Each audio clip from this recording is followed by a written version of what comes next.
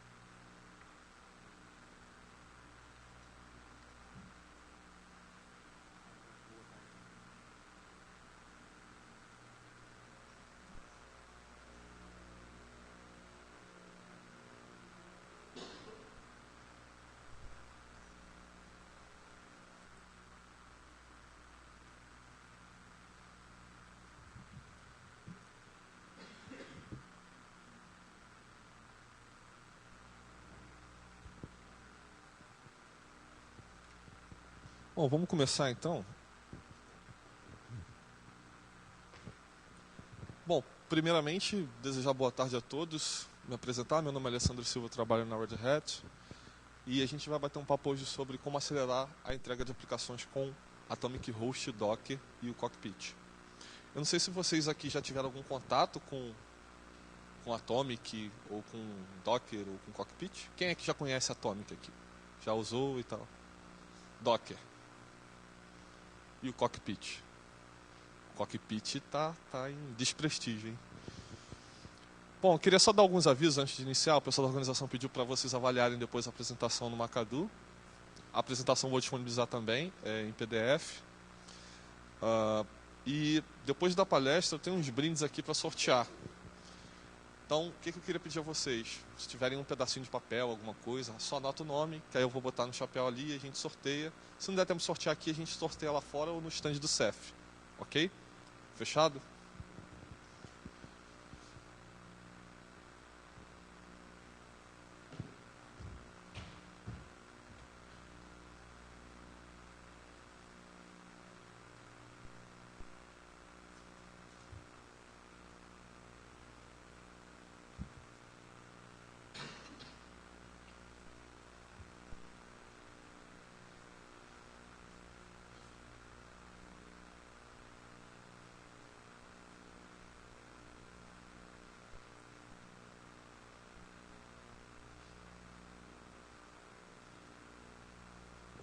Ok, vamos lá. Bom, só me apresentar aqui rapidamente. Como eu falei, eu trabalho na Red Hat, a minha formação é na área de segurança da informação.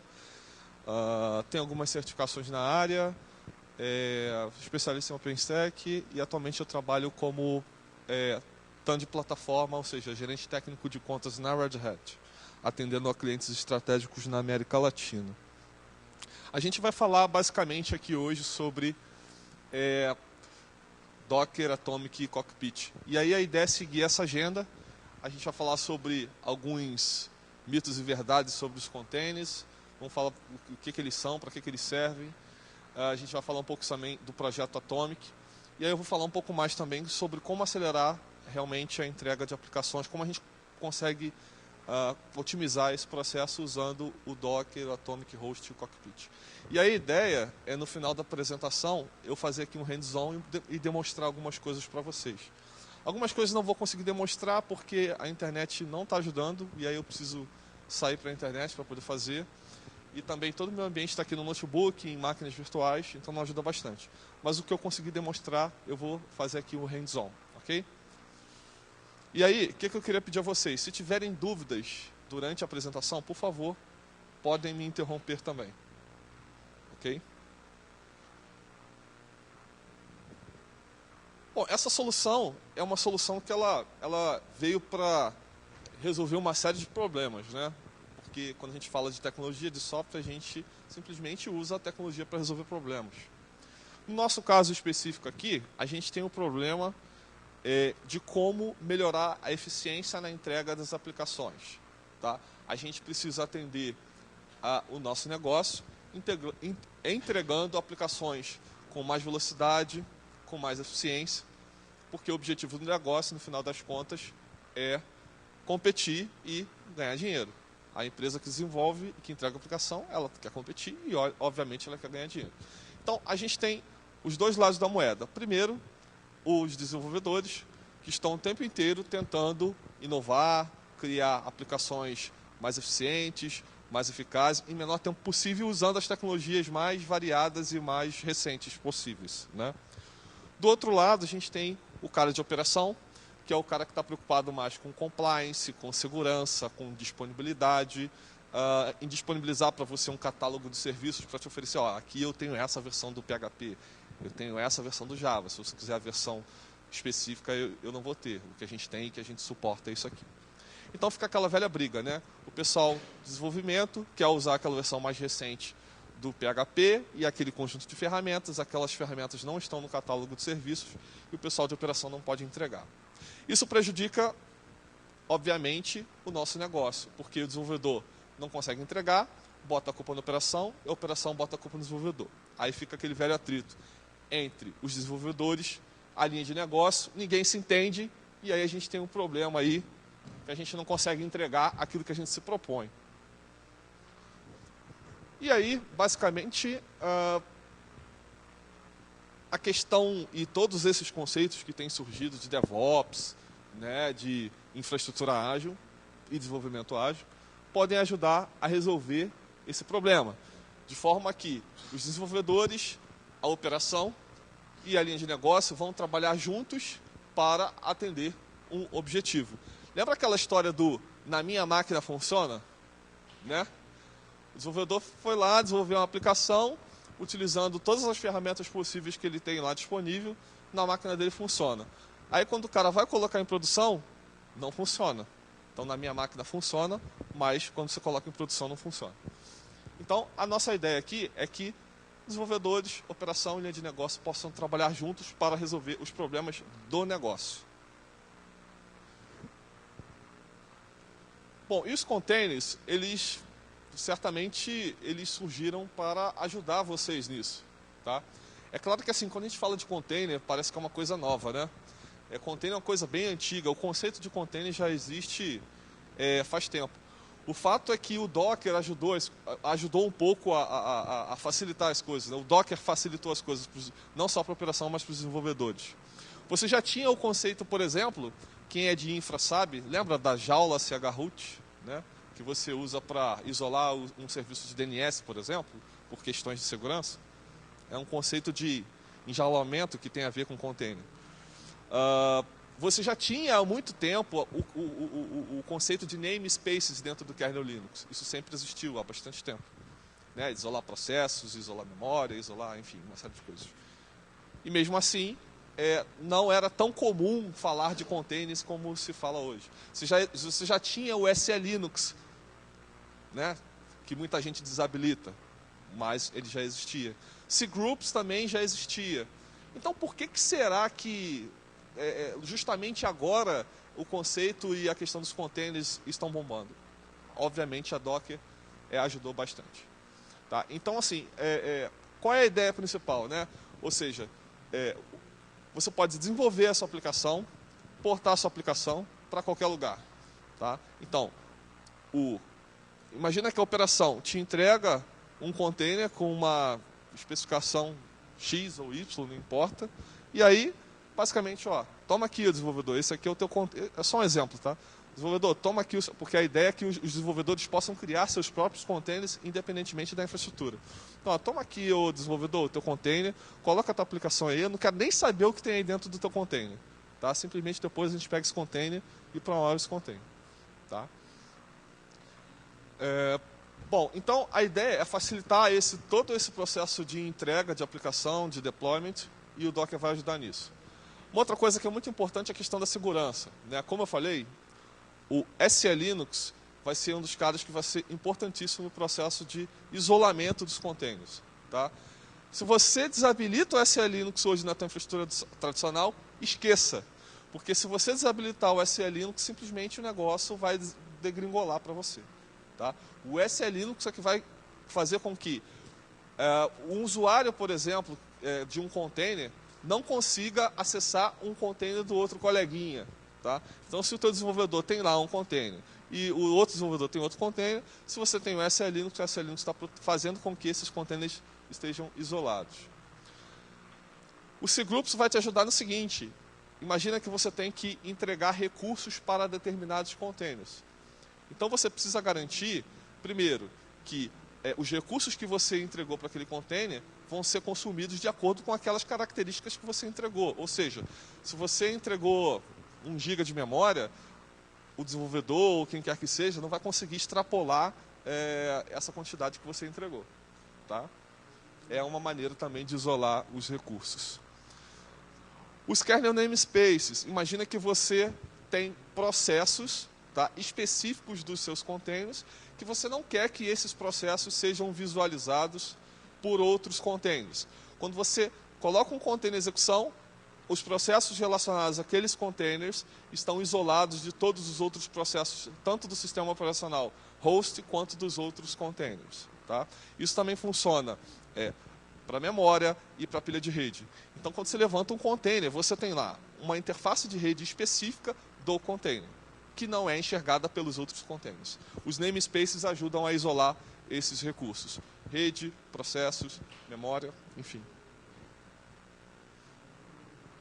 E a figura do Docker. O Docker não foi a Red Hat que criou esse negócio, isso pertence a Docker Inc., é um projeto open source, e nós incluímos o Docker nos nossos produtos, tanto no Red Hat Enterprise Linux, no Fedora e no Atomic Host. Então basicamente, a solução seria, a gente tem a figura ali do nosso servidor, o host OS, né, que é o nosso sistema operacional, e aí a figura do container, onde eu tenho a minha aplicação e todas as bibliotecas que são dependências para essa aplicação rodar. Eu vou falar um pouco mais sobre essa diferença entre a containerização e o ambiente de infraestrutura tradicional.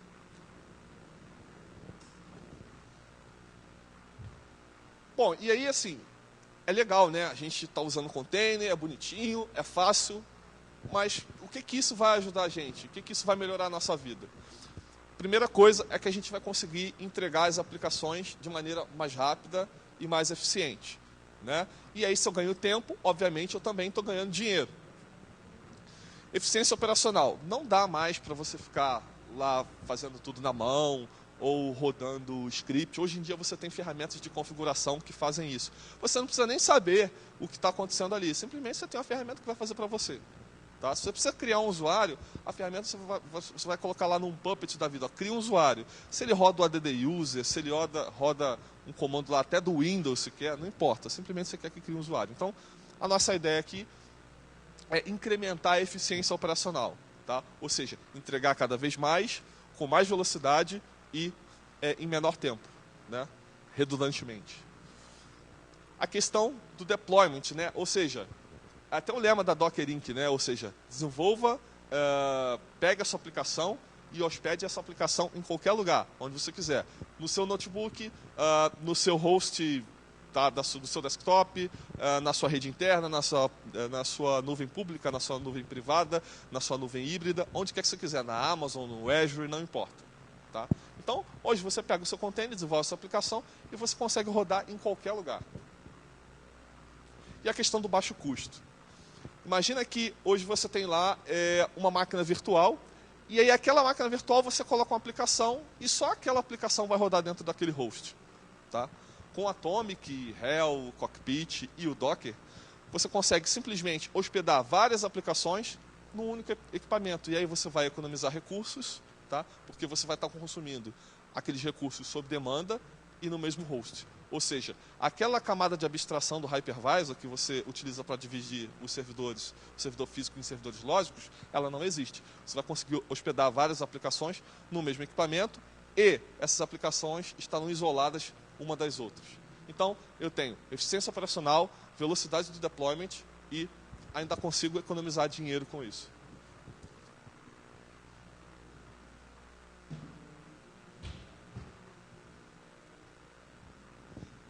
E aí, alguns mitos, né, e verdades sobre os containers. Muita gente fala que container é uma coisa nova, já provei para vocês que não é.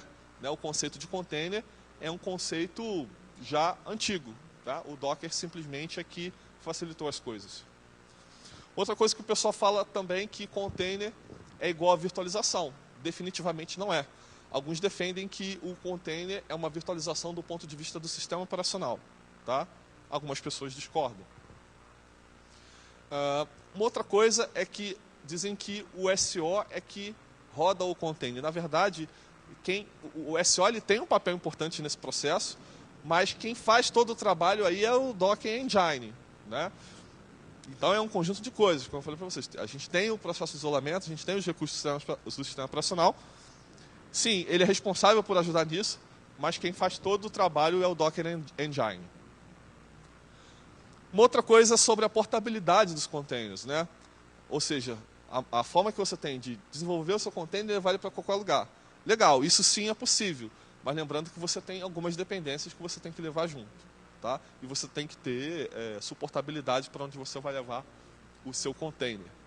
Hoje em dia, a maioria dos provedores de nuvem, como Amazon, Azure, já tem suporte à containerização. Uma outra coisa sobre a segurança, importante, né? Muita gente fala que containers ainda não estão prontos para produção ou que containers não são seguros. Vocês façam uma rápida pesquisa no Google, vocês vão ver que diversas empresas, não só no Brasil, mas no exterior, já estão usando containers, sim, em produção, e sim, eles podem ser seguros. É claro que essa segurança ela também depende muito da operação, né, de utilizar as melhores práticas, enfim. E, por exemplo, não pegar uma imagem qualquer lá no Docker Hub, né, e simplesmente colocar na tua infraestrutura e você não sabe, não tem a menor ideia do que aquela imagem está fazendo. Tá? Então você tem que ter certos cuidados. Tá? Então, assim, os containers são prontos para produção? Sim, eles podem sim ser prontos para produção, eles podem ser seguros, mas você tem que tomar alguns cuidados básicos, né? E aí, o que tem de diferente, né, entre a infraestrutura tradicional e os containers? Vejam que na infraestrutura tradicional, a gente tem o hardware e o host OS, né, no caso ali o sistema operacional, com diversas bibliotecas e diversas aplicações também que podem rodar. No caso, se a gente estivesse falando de ambiente de virtualização, o máximo que a gente teria de diferente ali seria o hypervisor entre o hardware e o sistema operacional. Né? O hypervisor vai pegar um servidor físico e vai dividir em servidores lógicos. Qual é o problema nisso aí? Imagina aquela situação onde o teu cliente pede para você ter um servidor para hospedar uma aplicação PHP, que seja, só que você tem diversas aplicações nesse servidor e cada aplicação precisa rodar uma versão diferente do PHP. Está lascado. Você vai conseguir fazer? Vai conseguir fazer, existe uma maneira de fazer. E quando você precisar aplicar patches nesse servidor? Como é que você vai lembrar ou adivinhar que cada aplicação tem um componente ou uma lib específica que se você levantar a versão, vai crashar a aplicação? É complicado, né? Mas com container isso seria facilmente resolvido. A gente tem ali a figura do container que vai trazer não só a tua aplicação, mas todas as dependências. Se você precisar fazer qualquer aplicação de patch ou correção ou atualização, vai impactar somente o teu container. Ok? Na pior das hipóteses, faz um backup, não deu certo, faz um rollback do teu container. Tá? Então, é bem diferente. Você continua tendo ali o teu hardware, o teu host OS, mas os seus containers estão isolados uns dos outros. O que você fizer num container não vai prejudicar o outro. Ok?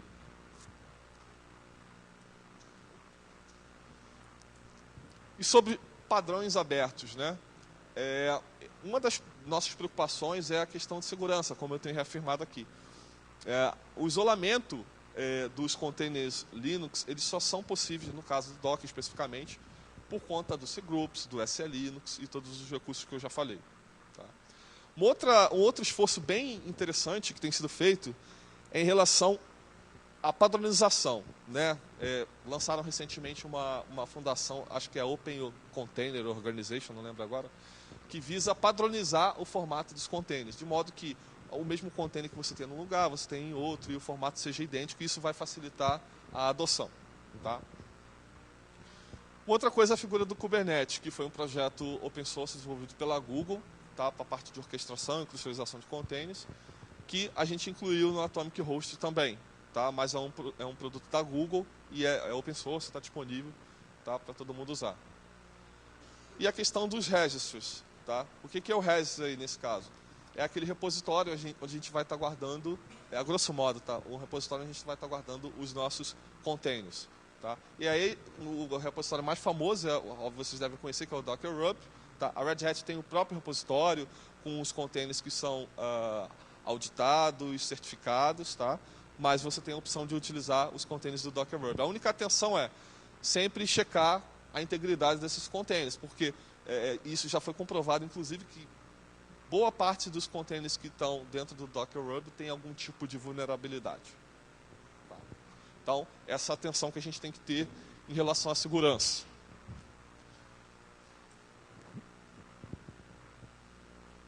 A visão da Red Hat, basicamente, é que você consiga pegar a sua aplicação e colocar em qualquer lugar. Tá? Eu vou falar sobre o Atomic Host aqui, especificamente, tá? Mas a gente tem esse produto que é o OpenShift, vocês já devem ter ouvido falar, que está disponível também para a comunidade. O OpenShift é um produto de plataforma como serviço, só que ele basicamente é baseado em Docker, tá? A partir da versão 3. Então, todos os pods né, do OpenShift são containers. Então, a base do OpenShift são containers. Então, aqui, na verdade, a gente vai estar provendo uma solução mais completa de plataforma como serviço baseada em Docker. Então, quando você cria lá uma aplicação, na verdade, essa aplicação, por debaixo dos panos, é um container do Docker. E a ideia é que você consiga desenvolver a tua aplicação num container e você consiga portar para qualquer lugar, seja para uma máquina física, uma máquina virtual, a nuvem pública, privada, enfim, não importa. Tá? Só para reafirmar aqui a questão da confiabilidade, né? Imagina, tem uma imagem lá no Docker Hub, você não sabe quem criou, qual é o propósito daquela imagem, se aquela imagem tem alguma vulnerabilidade, se ela tem um malware escondido naquela imagem. Então, o que a gente recomenda é que você sempre cheque a origem e a integridade dessas imagens para evitar problemas futuros.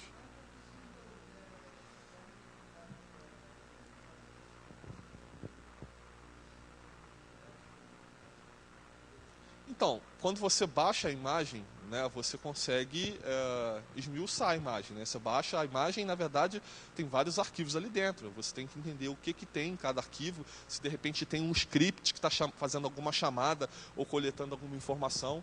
Né? Aí você teria que pegar a imagem e analisar o conteúdo da imagem.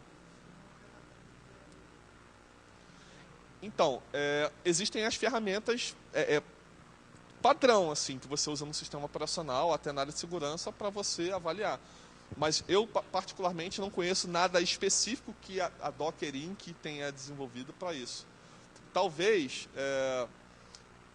eu vi alguma coisa semelhante sobre do Docker Data Center, mas eu não tenho certeza, então não posso afirmar. Uma feature, eu não sei realmente. Tá? Pode ser que exista.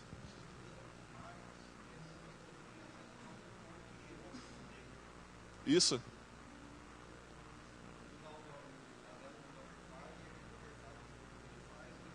Isso, exatamente. Quer falar alguma coisa? Quer falar alguma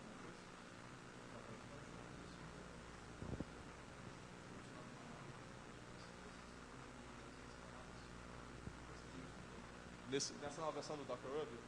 Eu não vi ainda. O colega está falando que foi lançado agora, na última atualização do Docker Hub, uma aba que mostra essas questões relacionadas à segurança. Eu não vi, definitivamente não vi ainda. Mas é bom que aí a gente já dá uma olhada.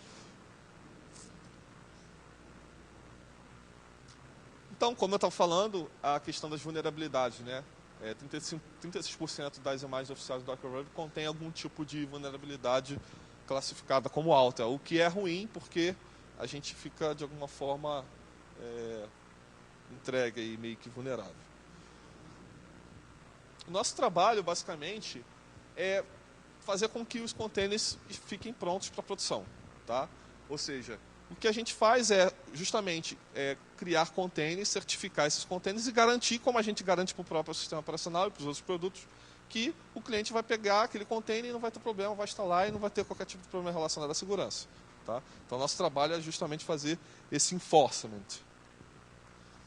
Bom, e agora eu vou falar um pouco mais especificamente do Atomic. né? O Atomic foi um projeto que ele foi, se você entrar lá, projectatomic.io, está disponível na comunidade. A Red Hat queria criar um produto que fosse específico para rodar containers, tá? Então, o Atomic ele não tem nenhuma outra aplicabilidade a não ser rodar e hospedar containers. É um sistema operacional super capado, tá? Eu vou falar até um pouco mais sobre isso, tá? E aí você não pode pegar um Atomic, por exemplo, eu vou levantar aqui um Squid, um Apache. Não, você vai fazer tudo isso via containers, tá? Você não vai instalar nada no Atomic, ok? Então, a nossa ideia é que fosse um ambiente assim, bem capado, né? bem enxuto, tá? A ideia é que a manutenção desse sistema fosse fácil, e aí a gente utiliza um conceito de infraestrutura como código, tá? Para fazer as atualizações, enfim, manter todo o ciclo de vida do produto, tá?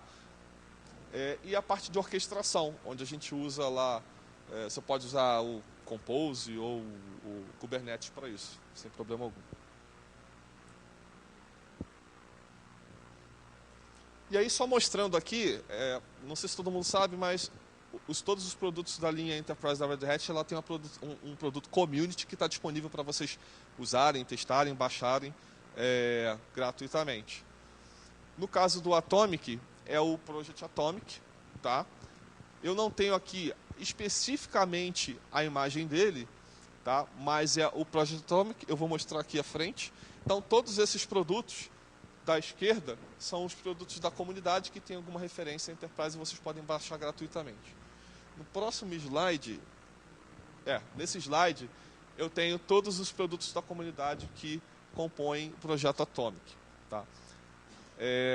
Bom, basicamente ali ele nasceu a partir do HELL 7, tá? Do Red Hat Enterprise Linux 7. Então, além do kernel Linux, como eu falei, a gente tem a figura do SE Linux para isolar do ponto de vista de segurança. O Systemd, que já vem nativo no sistema operacional, vocês já conhecem. O Tuned, que é uma ferramenta para fazer tuning no sistema. O Kubernetes, que foi desenvolvido pela Google. O Docker, da Docker Inc. E o RPM-Ostree, que é um recurso para tratar a infraestrutura como código. Então, por exemplo, você não vai chegar lá e dar um I1 update no teu sistema. Isso não vai funcionar. E eu vou mostrar ali como é que isso funciona. Então, você tem uma árvore do sistema de arquivos, onde você simplesmente vai chegar lá e dar um atomic update. Então, ele vai atualizar o teu sistema para a próxima árvore estável disponível. Teve algum problema, teve algum crash no sistema, você dá um atomic host, rollback, e ele volta a utilizar a árvore antiga. Ou seja, você não vai ter que dar um IAM update e se preocupar com atualizações no nível mais complexo. Ele já faz tudo para você. Tá? E além disso, o cockpit, que é o que eu vou mostrar, inclusive, no hands-on do final. Tá? Que é o cara que vai fazer o gerenciamento dos containers. Okay? Bom, então, basicamente, o que a gente faz é isso. A gente pega o produto da comunidade, melhora, incentiva a melhoria, conversa com desenvolvedores e traz o feedback da comunidade, dos nossos clientes, e transforma os produtos em produtos enterprise. Essa é a nossa missão. Então, quando vocês pegam um produto na comunidade que tem bugs, ou quando você pega um produto da linha enterprise que está estável, isso só é possível graças a vocês que ajudaram a colaborar também. Tá? É todo um processo de produção mesmo. Estou passando mais rapidinho essa parte, porque eu acho que a parte mais divertida é o hands-on, mas eu preciso falar de algumas coisas aqui para vocês entenderem o contexto. E aí, assim, o que difere, basicamente, o Atomic do sistema operacional tradicional? Tá? Como eu falei, no Atomic, você não vai utilizar o I1 para atualizar o teu sistema e nem instalar pacote. Você não vai I1 install HTTPD, não vai fazer isso. Okay? O que você vai fazer, quando você quiser levantar um serviço, você vai levantar um container. Okay? Bom, o etc e o var, eles também não estão disponíveis para você escrever nesses caras. Tá? Ao invés disso, você tem lá a figura na verdade, é um diretório raiz imutável, né? Onde você também não consegue escrever, justamente para você não violar. O SR tá, é montado também como somente leitura, o SR local e o var é um link para o SR/SR local. Tá? Var SR local, na verdade. Além disso, o diretório home é um simbólico para o var home. Ok? Então vejam que é bem diferente do que vocês estão acostumados a ver. Para aqueles que conhecem o FileD, que está nativo no sistema, também o FileD não está disponível. Ao invés disso, vocês têm o velho NetFilter, né? IPTables, aquela coisa toda. Tá? Não tem cliente para Kerberos e nem a SCSI Initiator. Okay? Então vejam que o sistema ele é bem otimizado, ele é bem capado justamente para rodar os containers.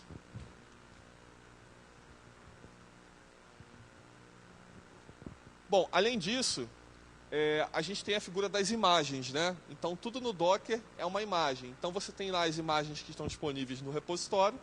Então, você pode usar aquela imagem que está lá ou desenvolver a sua própria imagem. Você pode pegar essa imagem e hospedar no repositório dentro de casa, dentro da tua infraestrutura, ou pode usar o nosso repositório, ou pode usar o repositório da Docker Inc. Tá? No nosso caso ali, a gente tem o repositório Resist.access/Red-Hat, e tem o Docker Ruby, que eu já tinha falado anteriormente. Tá? Então, tudo no Docker é uma imagem. Eu vou tentar mostrar aqui rapidinho depois como é que é mais ou menos o processo de construção de uma imagem, só que eu não vou conseguir fazer algumas coisas, porque, como eu falei, eu estou sem internet de qualidade. Opa! Sobre a instalação é bem simples, é como qualquer outro ambiente. Ele só não vai deixar você selecionar, tem uma parte que você seleciona os pacotes diferentes que você quer instalar no sistema. Isso não tem, até porque, como eu falei, o objetivo é ser um sistema capado. Então, deu o boot com a mídia, ou com a ISO, ou com o Keiko2, você instala tranquilamente e rapidamente o sistema. Tá? Não tem muito mistério, não. E aí, essa aqui é a parte que eu acho que é uma das partes mais interessantes quando a gente está falando de container. Imagina que você tem uma aplicação e essa aplicação ela tem uma biblioteca específica que requer que você tenha um HEL 6, ou um Fedora, ou um Debian, ou um SUSE, não importa. Então imagina que você tem que rodar aquele container e você tem alguns pré-requisitos que no teu sistema físico ou virtual, onde o teu container está hospedado, você não consegue atender esse pré-requisito. Olha, fácil isso. Você pega a sua aplicação e coloca num container com a versão do sistema operacional e com a biblioteca que você precisa, com as dependências, e coloca lá dentro do teu sistema que vai hospedar esse container. Tá? Então aquela história, eu preciso hospedar uma aplicação, só que a lib que eu preciso, eu estou com o HEL 7, e a lib que eu preciso para essa aplicação, ela não está disponível no HEL 7. Não tem problema, está resolvido. Você pega, joga dentro do container com o HEL 6 e hospeda dentro do HEL 7. Tá bom? Ok?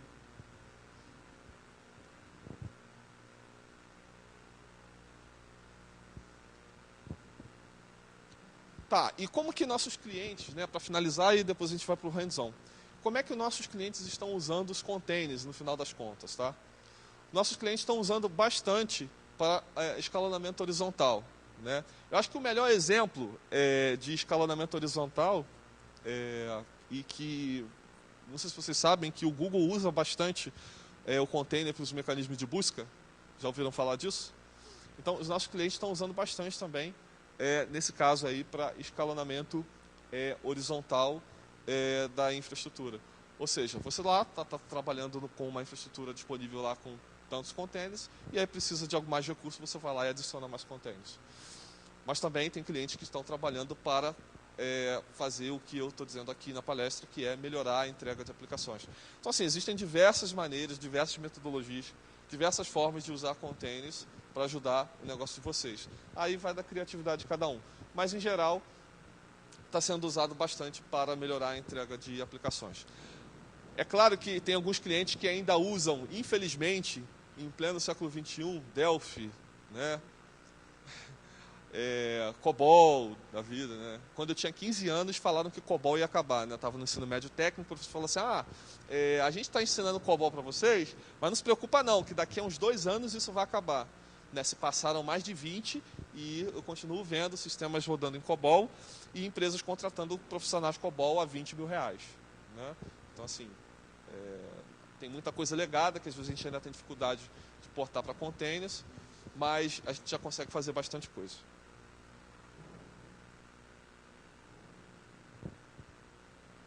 Então vamos para o hands-on.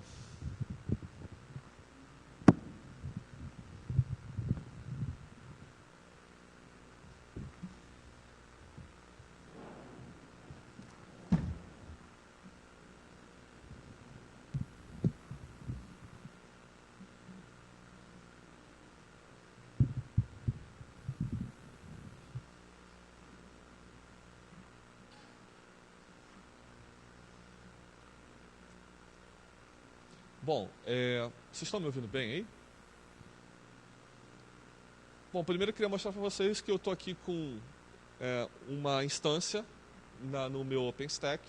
Todo mundo conhece o OpenStack? Então, o OpenStack, para quem não conhece, é um produto de infraestrutura como serviço, onde a Red Hat tem uma versão dele, né, específica, mas é um projeto que foi desenvolvido pela NASA e pela Hackspace para nuvem privada, pública, enfim, mas para prover infraestrutura como serviço. Então eu tenho aqui uma instância chamada Fedora Atomic 01, que eu estou rodando a versão 24 do Fedora. Ops! Muito obrigado por avisar.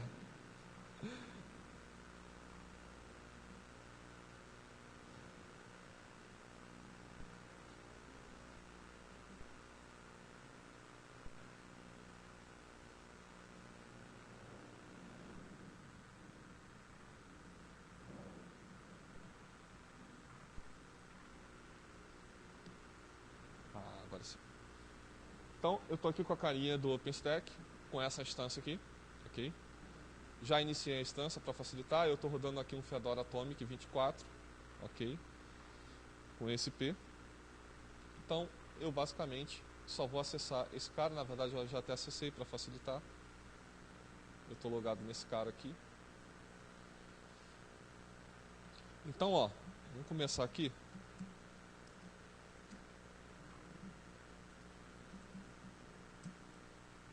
Como eu falei, vai ficar um pouquinho lento.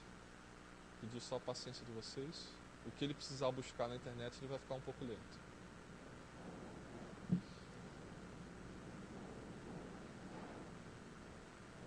Então, basicamente aqui, eu vou pegar o status da árvore. Tá? Ele vai me dizer qual é a árvore que eu estou usando no meu Atomic.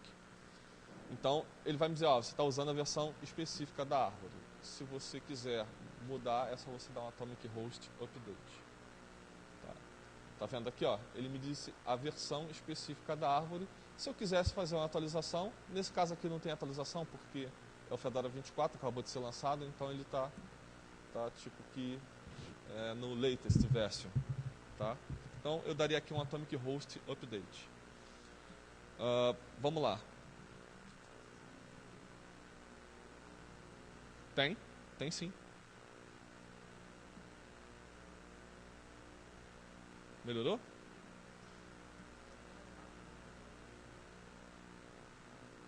Tem, mas a rede não está legal. Mas eu não vou precisar de rede para tudo, não, só para algumas coisas. Bom, então pessoal, aqui ó, eu estou rodando o Docker, ok? Eu tenho alguns containers aqui que já estão em execução, vou rodar um Docker PS aqui, ok? Basicamente, ó, eu tenho aqui um container que está rodando um Fedora com Apache, o Cockpit, que eu já botei para rodar, e uma aplicação com Drupal, ok? Então, aqui são os meus containers que estão em execução. Como eu falei, tudo no Docker é uma imagem, né? Então, como é que eu faço para criar uma imagem? Eu tenho aqui a figura do... Estou aqui dentro do diretório da minha aplicação, é o myapp. Eu tenho aqui 3 arquivos, o meu Dockerfile, um script que vai rodar o Apache e um diretório web que tem alguma coisa. Não importa o que seja, alguma coisa da minha aplicação. Okay? Eu fiz um Dockerfile aqui bem básico só para ilustrar. Tá? Então eu tenho aqui, ele está dizendo que eu vou usar a imagem base do Fedora, a última versão estável. Coloquei aqui uma observação que eu sou mantenedor. Tirei essa linha, comentei aqui o "-update -y", porque se eu fosse rodar o "-update -y", ia ficar aqui, ó, um tempão, né, por causa da internet. Então eu tirei, mas é bom que você já roda a imagem atualizada. E estou mandando instalar o Apache. E em seguida, eu estou adicionando aquele diretório web dentro do diretório onde ficaria a minha aplicação. Okay? E em seguida, o script, onde eu quero que ele fique, e esse script já está com permissão de execução. E aqui é o comando que eu quero que seja executado quando eu lançar o container. Okay? E aqui estou dizendo que essa aplicação vai usar a porta 80 e eu estou expondo essa porta. Ok? Basicamente é isso. Como é que eu faço para ver as imagens que estão disponíveis? Chego aqui, dou um Docker Images. Ele vai mostrar para mim todas as imagens que eu tenho aqui já baixado, que eu baixei anteriormente, que eu sabia que a internet não ia estar legal. Okay? Então, por exemplo, vamos supor que eu queira rodar aqui um container com Fedora. Vou dar aqui um Docker Run. Vou dar um nome para esse container. Vou colocar aqui meu container. Ok? E aí, além disso, eu tenho que dizer qual é a imagem que eu vou usar. Então, vou botar aqui Fedora, 2 pontos. Eu posso botar latest ou não, porque quando eu coloco só Fedora, ele estima que eu estou usando a versão mais recente, tá? Mas eu poderia colocar aqui latest. Fedora, ok? Então, estou executando um container, estou dando um nome para esse container e estou dizendo que a imagem que eu vou usar é Fedora. Só que antes disso, eu preciso especificar aqui se eu vou rodar esse container como daemon, se eu vou ter shell interativo ou não. Se eu colocar aqui -ti, por exemplo, ele vai rodar com um shell interativo, ou seja, com um terminal. Ok? Então, quando eu der um enter, o que ele vai fazer? Opa, fiz alguma coisa errada.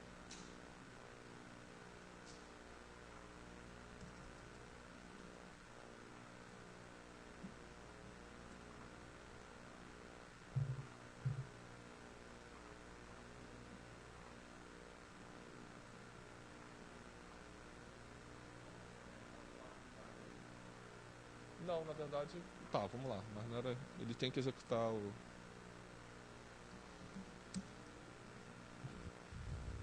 Se bem que essa imagem do Fedora aqui, pode ser que ela não esteja com extensão, tá? Porque quando eu crio uma imagem, vou mostrar isso para vocês depois, ele executa a instrução que está lá na imagem. Eu não sou obrigado a especificar. Se eu especificar aqui, eu sobrescrevo o que a imagem diz que é para executar, sacou?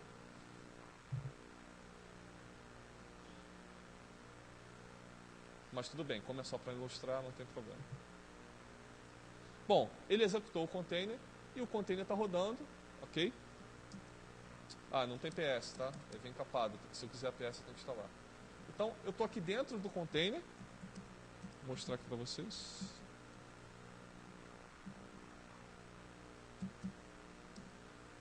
Fedora 24, ok?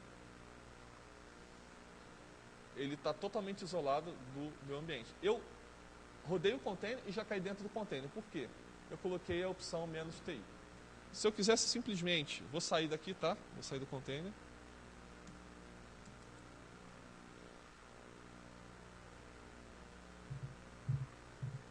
Quando eu sair e der um Docker PS, esse container não vai estar mais rodando, ok? Porque eu encerrei quando eu saí desse container. O que eu poderia fazer aqui é rodar esse container como daemon.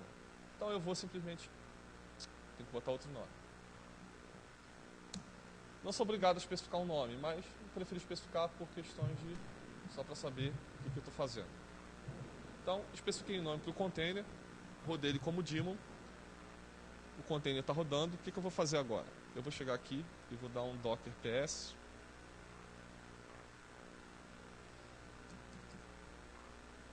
É para hoje, né? Quando eu der um Docker PS, vocês vão ver que o container vai estar aqui em execução.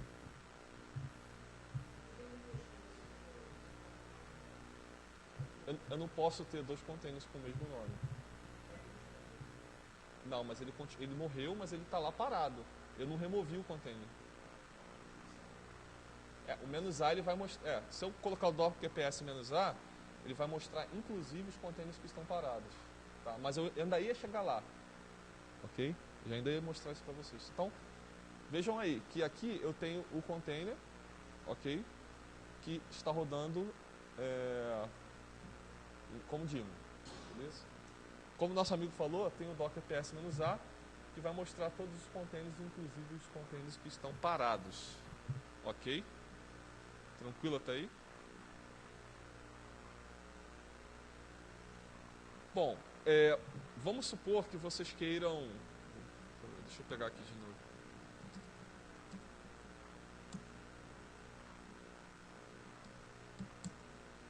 Quanto tempo ainda tem? 10? 5? Só isso? Tá. Se eu quisesse remover um container, era só chegar aqui e dar um docker, rm e o nome do container. Se eu quisesse remover uma imagem, docker, rmi, o nome da imagem. Ok? Eu tenho aqui... Consigo, é só dar um docker start. Tá? Eu dou um docker start e o ID do container. Se eu quisesse, por exemplo, eu tenho essa imagem aqui, eu tenho Dockerfile, eu tenho script, eu tenho web. O comando que a gente usa para transformar esse Dockerfile e toda a minha aplicação numa imagem seria o Docker build. Ok? Aí aqui eu vou colocar o nome que eu quero, sei lá, minha imagem, vou botar aqui Fedora .custom. Ok? E aí eu vou colocar que no diretório corrente é onde está a minha aplicação. Tudo que eu quero colocar dentro dessa imagem. Obviamente eu não vou deixar esse comando rodando, porque ele vai levar muito tempo e a gente vai perder tempo aqui. Mas basicamente ele vai executar as instruções do Dockerfile, vai copiar os meus arquivos que eu defini para a minha imagem, ok? E aí eu vou ter a minha imagem pronta para rodar um container. Basicamente seria isso, ok? Aí eu tenho um exemplo aqui, onde eu coloquei uma aplicação. Vou abrir aqui para poder mostrar para vocês, que fica mais fácil.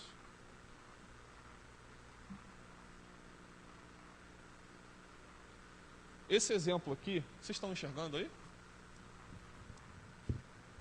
Um exemplo de como a gente poderia criar uma aplicação em Drupal, tá?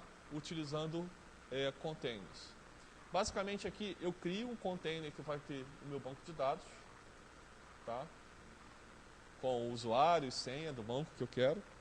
E aí, em seguida, eu rodo um outro comando para o container que vai ter a minha aplicação, que vai rodar na porta 8080. Tá? A minha aplicação ela precisa rodar numa porta 8080. Internamente, no container, vai rodar na porta 80. Só que no host, ela roda na 8080. Okay? E aí, quando eu rodo esse comando, estou fazendo isso até para ganhar tempo.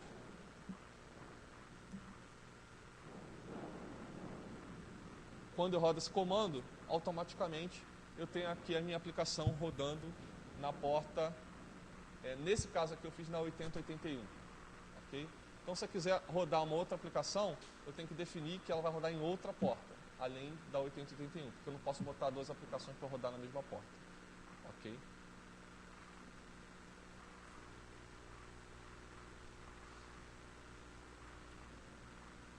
No caso específico aqui da aplicação web,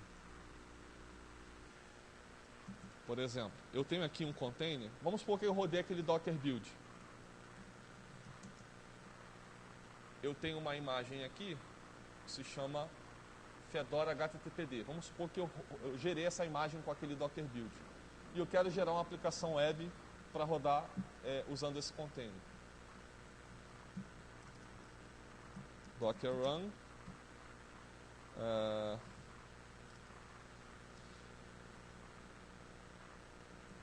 Vou colocar aqui example, ok? Eu vou dizer a imagem que, eu vou dizer a porta que eu quero rodar. Vou colocar aqui na porta, enfim, 90 não posso, que eu já estou usando. Sei lá, 8282. Internamente no container vai ser na porta 80. E qual a imagem que eu vou usar? Fedora HTTPD. Não é isso? Fedora HTTPD. Então Docker Run, estou dando a imagem. a porta que eu quero usar e a imagem que eu vou usar, que é o Fedora com Apache. Ok? Eu acho que está certinho aqui.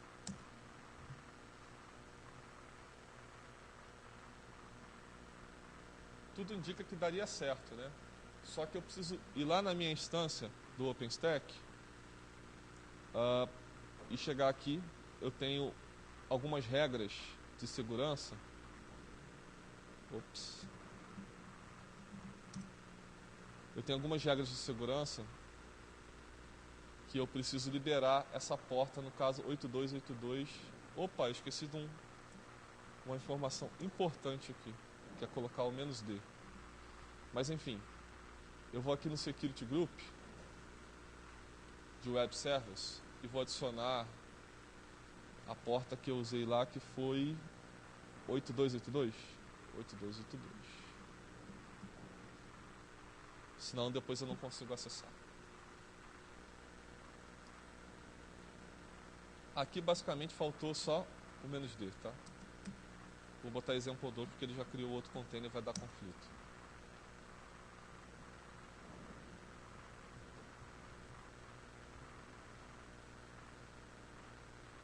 Enquanto ele cria aqui, eu vou mostrando para vocês o cockpit. Bom, o cockpit é uma aplicação, é um container que você roda aqui dentro do Atomic. Você dá Atomic, quantos? 2 minutos? Tá. Que você roda aqui dentro do Atomic e aí você dá um Atomic Host, sei lá, Atomic para você instalar, né, Docker Start, ou Atomic Host Start ou container. E aí você tem essa aplicação aqui, onde você tem todos os seus containers rodando. Então aqui você pode startar o container, parar o container com um clique de mouse, tá? Você não precisa ficar usando aqueles comandos lá. Okay?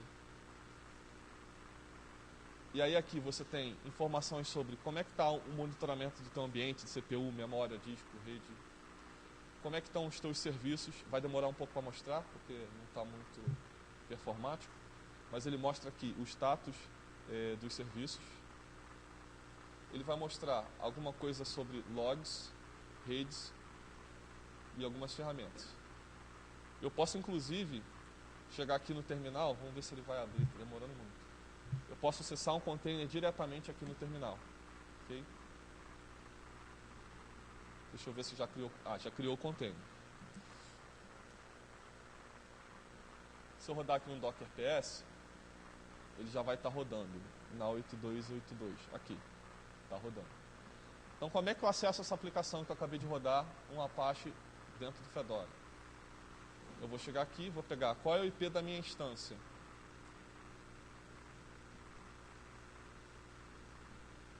O IP é esse aqui, ó.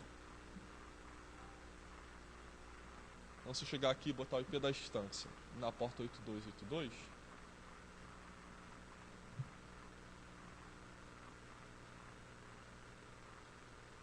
se eu coloquei 8282 certinho lá, tem que funcionar.